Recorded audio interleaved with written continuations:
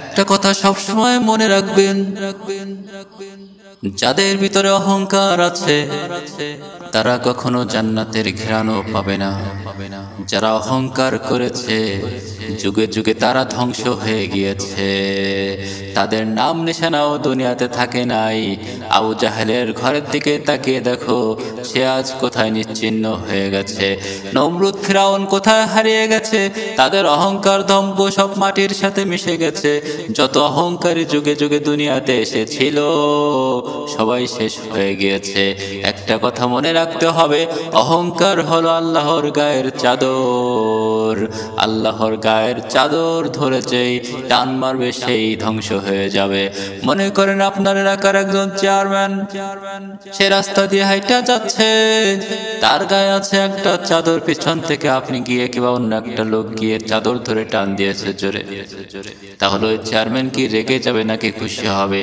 সবাই বলতে হবে এই লোকটা কিন্তু, ওই লোকের পরে কিন্তু চেয়ারম্যান বেজার হয়ে যাবে। এমনকি চড় মেরে দিতে পারে ঠাস করে, বেড়া তুই আমার চাদর ধরে কেন টান দিলি, আমাকে কেন অপমান করলি? এজন্য আল্লাহ বলেছেন অহংকার হলো আমি আল্লাহর গায়ের চাদর। যারা অহংকার করে তারা যেন আমার গায়ের চাদর ধরে টান দেয়, আর যারা মালিকের চাদর ধরে টান দেয় তারা অভিশপ্ত, তারা ধ্বংস হয়ে যাবে। এই ধ্বংস থেকে তাদেরকে আর কেউ উদ্ধার করতে পারবে না। ইতিহাস সাক্ষী আছে, যারা এই অহংকার করেছে ধ্বংস হয়েছে। আল্লাহ পাক রব্বুল আলামিন মানুষকে ছাড় দেন কিন্তু ছেড়ে দেন না। মাঝে মাঝে ছাড় দিয়ে দিয়ে দেখেন বান্দা কি করে, বান্দা কি করে।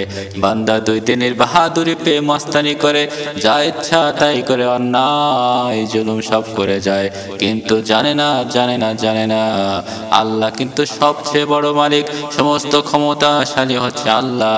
আল্লাহ তাআলা যাকে ধরবেন তাকে কিন্তু আর ছাড়বেন না। আল্লাহ রব্বুল আলামিন যদি ধরেন, পৃথিবীর কোনো ক্ষমতা নাই তাকে উদ্ধার করার।